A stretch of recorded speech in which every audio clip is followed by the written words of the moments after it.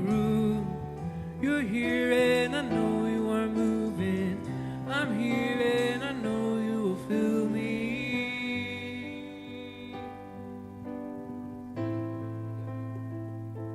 Lord, I love you and I thank you for gathering us here today in your presence. And I pray that this message that Dr. Gannon has is from your word, Lord, and that it just affects us deeply and it moves us into a deeper relationship and understanding of who you are in our lives.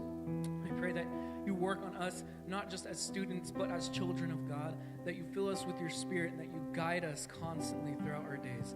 I pray that you just work in us and give us deep knowledge of the call in our lives that you have for us and that we're able to find our purpose here. I love you, Lord, and I thank you. And in your name we pray. Amen.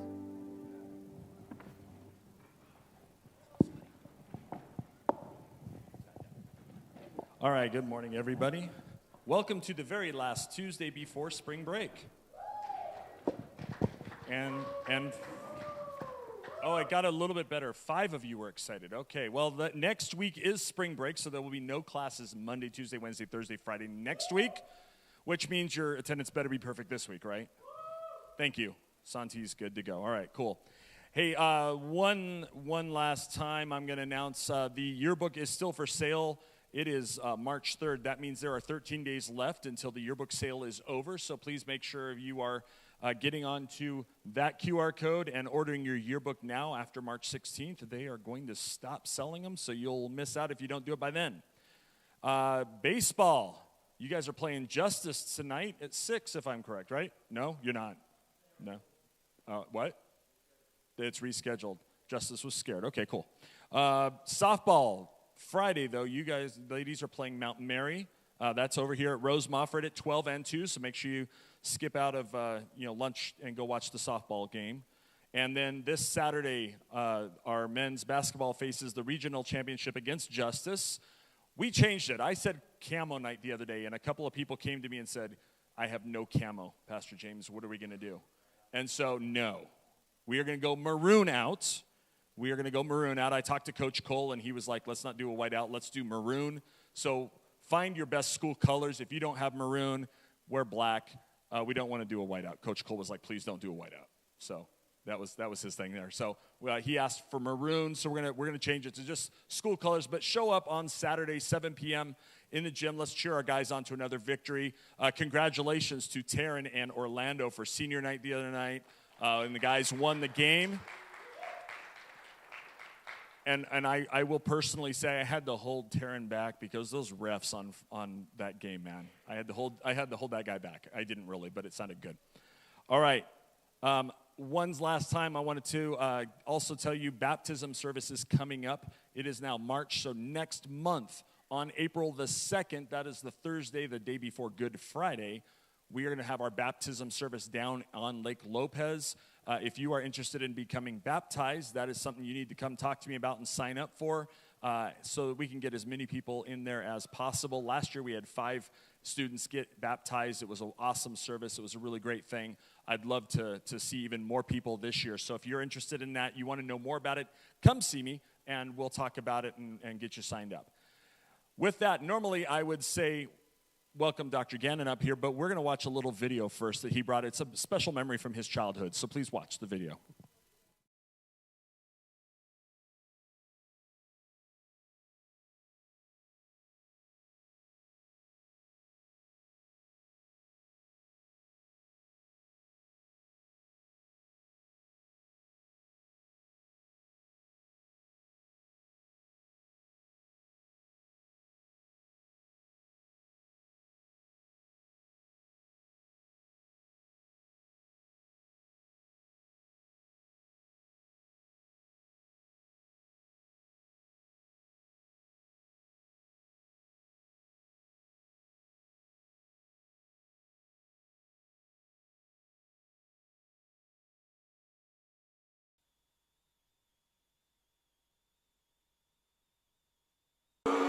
Should have known you'd try to crash the party. Oh, I intend to do more than crash it. This is a day you and Metrocity shall not soon forget. It's pronounced Metro City. Oh, potato, tomato, potato, tomato. We all know how this ends, with you behind bars. Oh, I'm shaking in my custom baby seal leather boots. You will leave Metrocity, or this will be the last you ever hear of Roxanne Ritchie. Huh? Roxanne. Don't panic, Roxy. I'm on my way. I'm not panicking. In order to stop me, you need to find me first, Metro Man. We're at the abandoned observatory. Aha! No, we're not! Don't listen to her! She's crazy!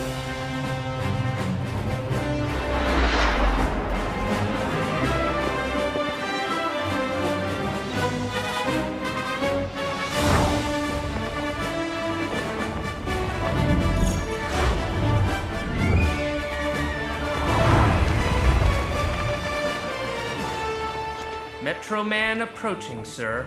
Ha! Ha ha!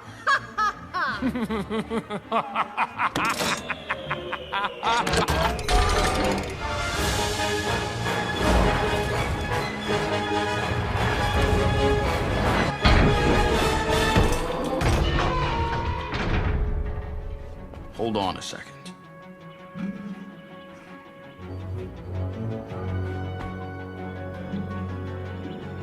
Oh, good heavens! You didn't think you were in the real observatory, did you?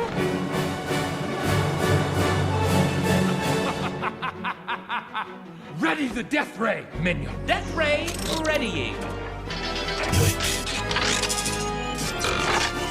Over here, old friend. In case you haven't noticed, you've fallen right into my trap. You can't trap justice. It's an idea, a belief. Even the most heartfelt belief can be corroded over time. Justice is a non-corrosive metal. But metals can be melted by the heat of revenge. It's revenge, and it's best served cold. But it can be easily reheated in the microwave of evil. Well, I think your warranty is about to expire. Maybe I got an extended warranty. Warranties are invalid if you don't use the product for its intended purpose. Oh, girls, you're both pretty. Can I go home now? All right. Did you just want to keep watching? And we just get some popcorn, and that's like... Thanks, Trevor. That's such a great movie. I'm a big fan. All right. Well, I wanted to open with that, not only because it's just kind of fun to do something a little different, but because I like the term there. Revenge is a dish best served cold. So I want to talk today from Matthew chapter 5 on this subject of revenge. And I don't know that there's a better way of illustrating it than this rivalry, this tension that existed between these two super people, right? You have Metro Man and Megamind, and what a complex history they have. But we've been talking about the Sermon on the Mount in Matthew chapter 5. He gives this parable at the end of the Sermon on the Mount, and he says, essentially, you have two choices. You can build your house on a foundation of rock, where when the storms come, when the seas or the streams rise and your life is tested, you're going to stand and withstand the storms of life. And then he talks about the other side of that, is if you build your house on a foundation of sand, of anything other than the rock, that when the storms come, there is calamity, there is collapse. And so I want to talk today about revenge. I want you to just think about for just a moment the most angry you've ever been, like at someone. Because I think revenge is maybe quintessential American, as good as it gets, right? It's like, there's one of my favorite movies growing up was Back to the Future, and if anybody's seen Back to the Future, I know that's so before your time. Some of the old people have seen Back to the Future. Well, there's this great moment where George McFly, he takes out Biff, who's the bully, and he's the bad guy. You guys seen that part? Maybe? All right, so when George McFly, he takes down Biff, it's like one of the most rewarding cinematic moments in history, because the bully gets what's coming to him, and it's like this perfect revenge. In movies, they make you hate the villain so much that when the revenge sequence plays out, we get to enjoy the pain and suffering of the villain, and it's just kind of like that. Another movie I used to watch growing up was Christmas Story with Ralphie. Remember Ralphie? Okay, you'll shoot your eye out.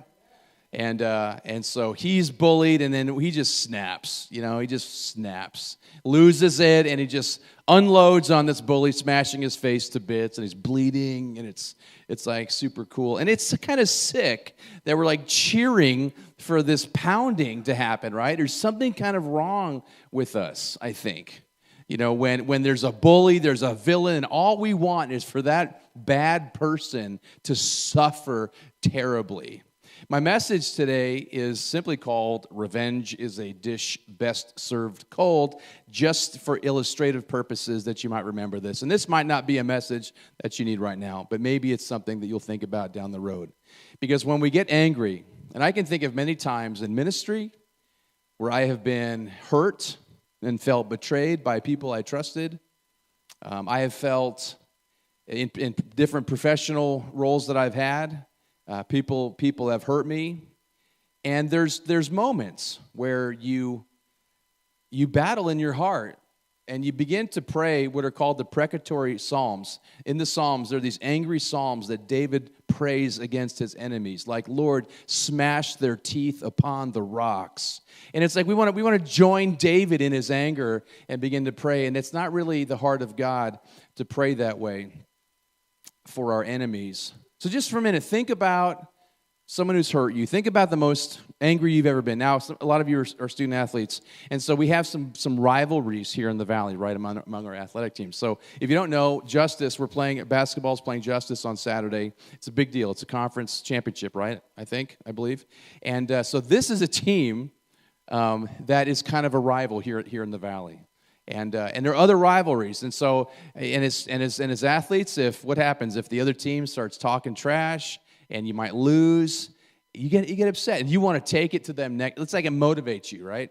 It motivates you to get back out there the next time you face them and really destroy them comfortably, like by 40 points on Saturday, please. No, but you know what I'm talking about. There's this sense in our hearts that we want not just to get even. We want our enemies to suffer. And I want to just talk about what Jesus says about that. Because what it does, when we become so mad at somebody, we've lost perspective on the value of that person.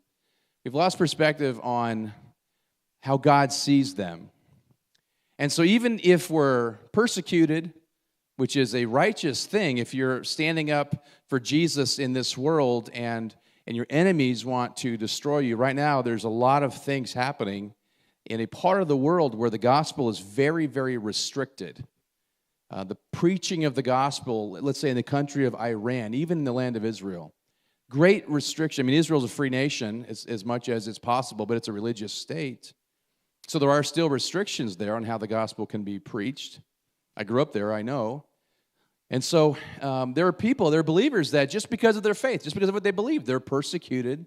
And so they have, let's say, and I've known people who have been imprisoned for their faith, people who have lost their lives for their witness. And it'd be easy for us as followers of Jesus. It's one thing to get mad at the opponent in a competition in athletics, right? It's you can kind of turn that off, shut that off. Like, I'm a big New York Giants fan. I'm sorry if that makes some of you angry for some reason. I don't know. I'm also a New York Yankees fan, which is worse for many of you, and because I grew up I lived in New York for 10 years as a kid. Now, you might hate me. You've lost all respect for me. Like, I thought I liked this guy, Dr. Gannon, was kind of cool, but now he's a Yankees fan. Look, guys, I'm sorry. It's just what it is, okay? It is what it is. Anyway, a lot of great, so I'm a Yankees fan. I hate the Boston Red Sox. It's just the way it is. Like, you're supposed to hate the Boston Red Sox. If you're a New York Giants fan, you're supposed to hate the Dallas Cowboys. You just do. And the Philadelphia Eagles. And there's others in the NFC East Conference that I'm just supposed to hate. I don't even know why I hate them. I'm supposed to. And it's these rivalries in sports, and most of the time, if it's managed, it's just kind of done in fun. You don't mean it. Like, you don't want them to get hurt. But on a serious level, sometimes things kind of can de-evolve in families. I've seen revenge and anger and hatred become something that divides homes, marriages, ministries. It's kind of a serious thing. If you allow anger and hatred and rage, it just kind of grows into something that becomes all-consuming. And so the issue isn't here you're not going to be battling in your heart ever to take revenge on someone or just kind of hope that they get what's coming to them or that God comes to your defense or someone comes to your defense. But there's going to be a point at which you have to say, either I'm going to give myself over to this darkness, let it consume me, and let it take me down this road where I become an angry person, or I'm going to allow God to work in my heart and change my perspective. So that's just what I challenge you with at the beginning of this message. I don't know if you're a mega mind or if you're a metro man, or if you're neither of those. Actually, their rivalry in this movie, it becomes kind of a cool thing. They become kind of friends and respect each other at the end. But Jesus says in Matthew chapter 5, he says, you have heard that it was said, eye for eye and tooth for tooth, but I tell you, do not resist an evil person.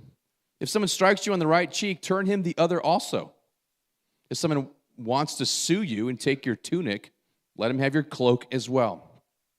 If someone forces you to go 1 mile, go with him 2 miles. Give to the one who asks you, and do not turn away from the one who wants to borrow from you. So I told you that my message today is about revenge.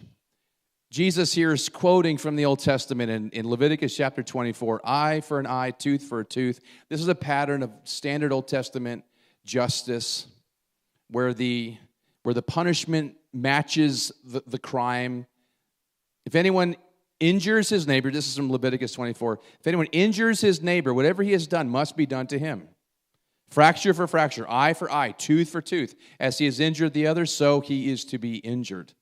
Whoever kills an animal must make restitution. Whoever kills a man must be put to death. Kind of a heavy-handed justice, but pretty clear, pretty black and white.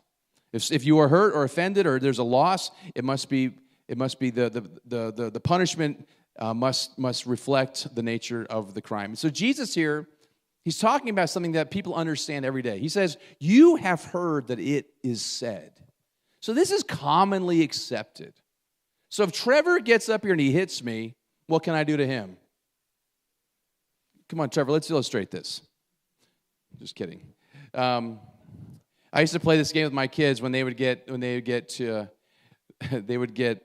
especially my sons, they'd get kind of, they'd wrestle around and fight, and they'd hit me. And then they would hit me, and then you'd cross the line, and I'm like, okay, that was funny, now it's not. Now I'm gonna pound you, I'm gonna destroy you. And so they would hit me, and I'd say, okay, now, if you do that again, I'm gonna hit you back twice as hard as you hit me. And they only ever do that once. Because then they realize that I was serious, and it kind of ends it. But it's like, are we going to, reciprocity? If you hit me, I get to hit you. If you take out my eye, Trevor will take out your eye.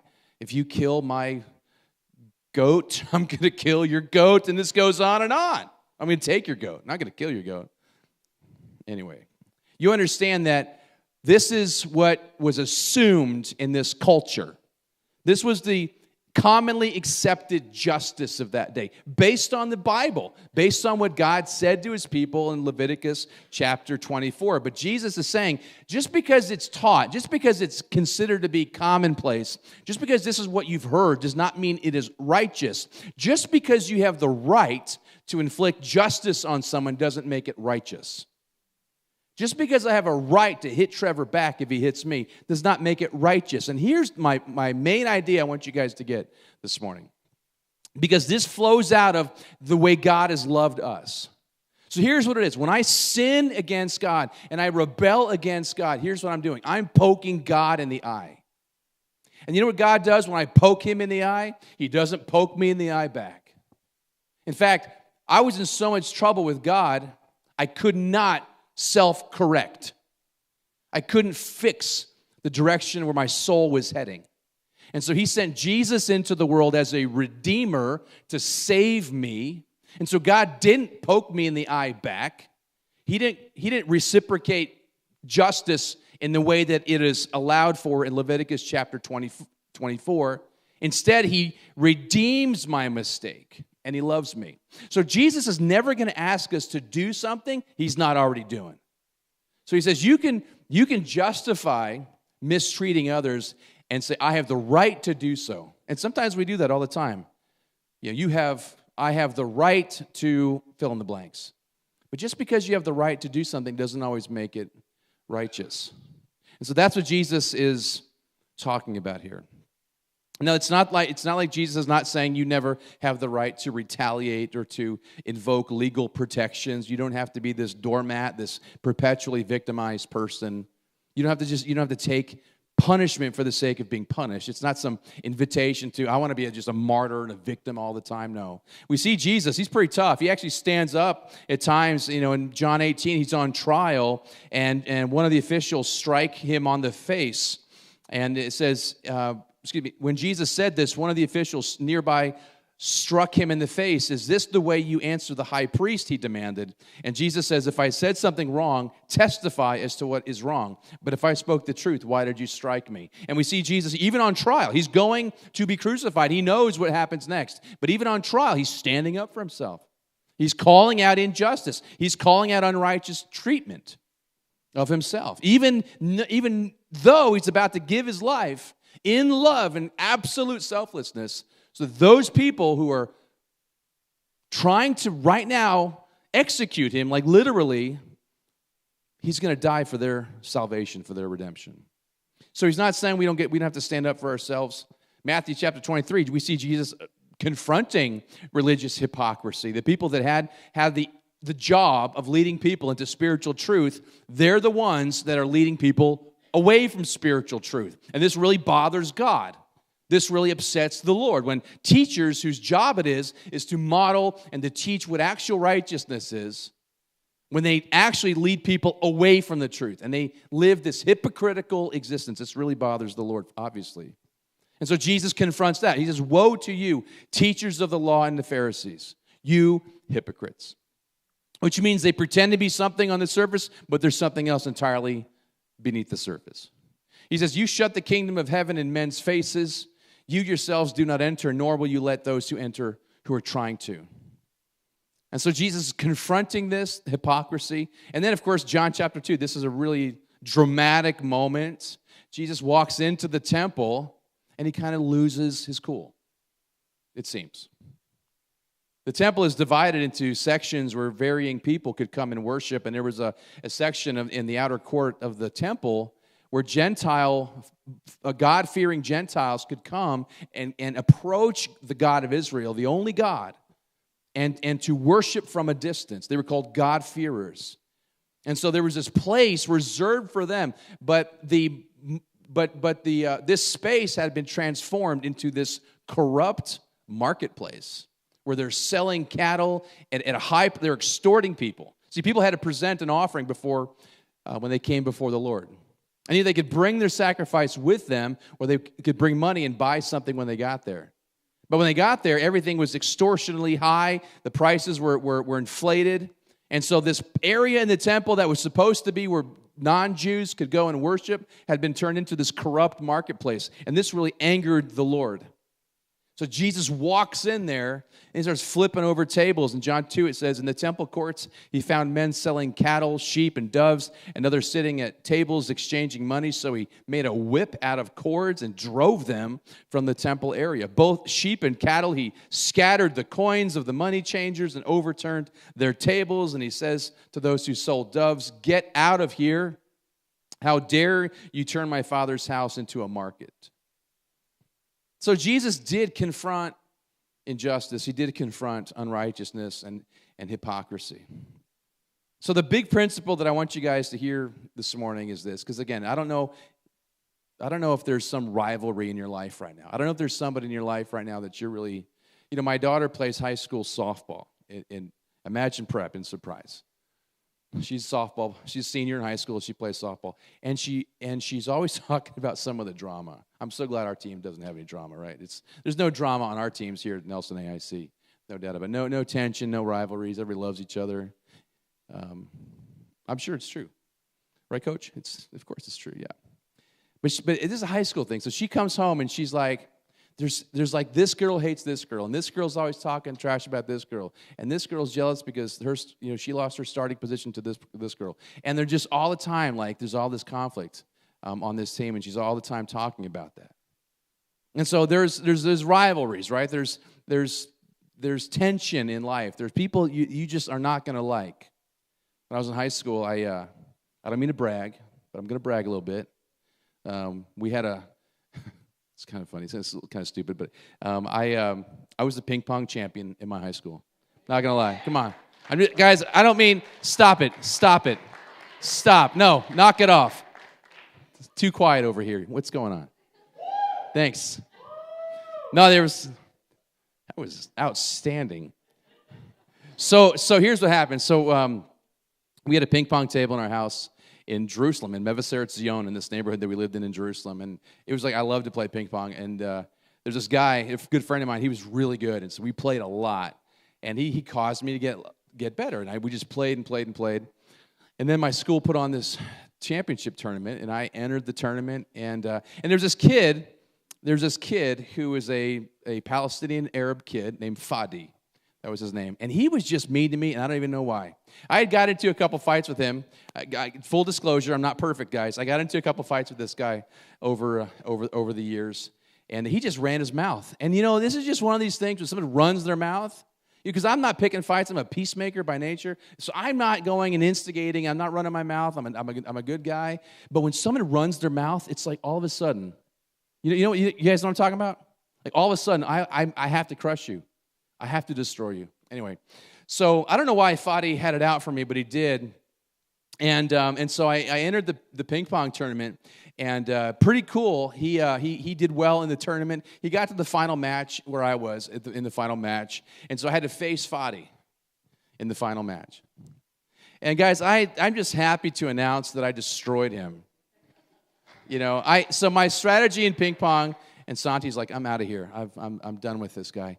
So, it's easy. You just you identify and exploit the weakness of your opponent. That's all I did. I found out where he can't hit the table from, and I just put the ball in that spot every time. He fell apart. He had no game because I could easily identify and exploit his weakness, which is, by the way, is a pretty demonic strategy, by the way. That's like how the enemy attacks our lives, exactly the same way. Look, my point is this. For a moment, I felt like I had been victorious over this foe, this terrible foe who had been tormenting me, running his mouth, picking fights with me all the time. And I'm just saying that these are things that happen in life. Those are moments of immaturity. Looking back, I didn't gloat. I didn't make a big deal. We actually became friends after that. I think he respected the punishment that he got from me. But anyway, my point is this. There's going to be, and that's where I'm making light of something pretty serious. I've seen families break up. I've seen kids cut off their parents. I've seen parents cut off their kids. I have seen marriages break down and fall to pieces over this issue of anger and resentment and revenge. And people begin to wish the absolute worst possible thing on their enemy. And so Jesus is bringing this up because this is an everyday human heart kind of condition. And the amazing thing, that I think the challenge that Jesus gives us isn't that we're not going to be vulnerable to wishing evil on someone who's hurting us or running their mouth or actually doing something to hurt us or someone we love.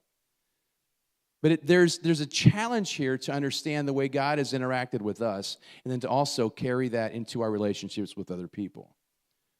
I have poked God in the eye because of my sin, my rebellion against him. When I've turned my back on him, rebelled against him. I have not been a good witness for him at times. And he has never poked me in the eye back. And that's what grace is. That's what the grace of God is. And so this is what Jesus is challenging us with. Colossians chapter 3 says, well, let me read this verse. Isaiah 53. This is really prophetic of the sacrifice of Jesus. It says, but he was pierced. So that's like being stabbed. His flesh was pierced for our transgressions, for our sin. He was crushed for our iniquities. The punishment that brought us peace was upon him, and by his wounds we are healed. So this is a picture of what Jesus did by going to the cross and assuming upon himself all the punishment that I deserved. So he didn't take revenge on me. He didn't punish me. That's when we come to God. There's not this sense of we have to fear his terrible retribution. I mean, look on it, but to be honest, if we don't deal with the sin in our lives here, there is nothing by default the wrath of God on the other side. So it is a serious issue. That's why Jesus, while we're alive, he extends his grace and his invitation again and again and again and again, because he doesn't want us to, by default, suffer under the retribution and wrath of God because of our sin after we leave this life. And so Isaiah 53, it's this picture of what Jesus came to do.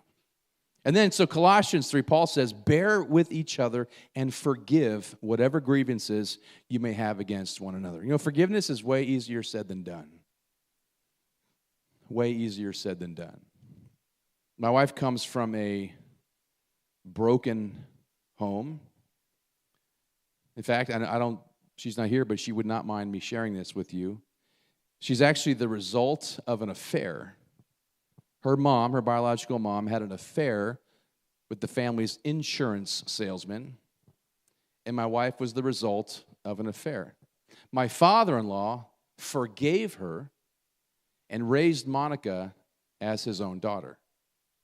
That may be the most profoundly amazing picture of grace I've ever seen. But in spite of his forgiveness of his wife, she continued to cheat on him again and again and again, and finally she left and abandoned her kids altogether. You know, when pastors preach about forgiveness, and they say things like, you know, if you don't forgive, God's not going to forgive you. I saw my wife one time walk out of a service because she was trembling with anger. And she says basically, she goes in her heart, you don't know what she did to me. And I know some of you have a story like that. Someone has done something to you that is so grave and so serious, you're like, it's easy to talk about forgiveness, but you have no clue what they did to me. And you're right, I don't. But I know that God knows. And this requires supernatural intervention. In fact, it requires acting like God, like being an extension of his grace towards those that don't deserve for your forgiveness. Maybe those who will never apologize or seek your forgiveness. You'll need to, because here's the thing, forgiveness is important for your wholeness. Forgiveness is important for your spiritual health. It's important for your physical health. It's important for your mental health. If you carry around anger and resentment all your life, you know, it actually begins to manifest physically, manifest in different forms in your life. Sometimes people have to stand over the grave of someone who hurt them, and they have to forgive them to be free of the power that unforgiveness held over them. I don't want to be under that power. I don't want to be under the weight of unforgiveness. This is the complex thing that Jesus is trying to unpack here in Matthew chapter 5. You have heard it was said, eye for eye, tooth for tooth, but I tell you, do not resist an evil person. This is kind of a funny story. Just before giving a lavish party at his estate, and I'm not going to preach very long today, I said that for Pastor James's sake. Just before giving a lavish party at his estate, a very wealthy businessman had his swimming pool filled with poisonous snakes. Who loves snakes? Okay, who hates snakes? Yeah, I don't like snakes. So he fills his pool with poisonous snakes, and he calls the guests together and says, to anyone brave enough to swim across this pool, I will give the choice of 1,000 acres of my oil fields, 10,000 head of cattle, or my daughter's hand in marriage. No sooner were his words spoken that a young man plunged in and swam across the pool and climbed out unscathed and breathless. Congratulations, the man says. Do you want my oil fields? No, grasped the guest. The 10,000 head of cattle? No. Well, how about my daughter's hand? No. You must want something, he said, puzzled. He said, I just want to know the name of the guy who pushed me in. All right, did you guys get that? All right. So there are times where you have the right to retaliate. 1 Corinthians 1, but God chose the foolish things of the world to shame the wise. God chose the weak things of the world to shame the strong. God is asking you to consider an inverted, upside-down approach to the issue of revenge. So let me just give you 3 things, then we're going to close. Just 3 things very quickly. You can write these down if you're taking notes for your classes. First one, or for just your own journaling purposes. Revenge causes irreversible damage to relationships. It just does. And I don't even think this speaks for itself, but it causes irreversible damage. If you inflict revenge, you know what is far more powerful, long-term, and far more effective than revenge? Forgiveness. Long-term, because revenge, what we see in the Middle East, because, again, having grown up in Israel, what we see in Israel is that hatred and violence begets hatred and violence. There is a spiral of sin that continues generation after generation after generation. This is the cycle of human sin. And when someone has the strength and courage to stand up and say, you have the power to stop that cycle of anger, rage, violence, you're a game changer. You are a generational behavior changer. Like, you're changing the direction of the future, because revenge causes irreversible damage to relationships. And James, if you could come and just begin to play, we're just going to close in prayer here in just a moment. There's a great story in Genesis chapter 33 where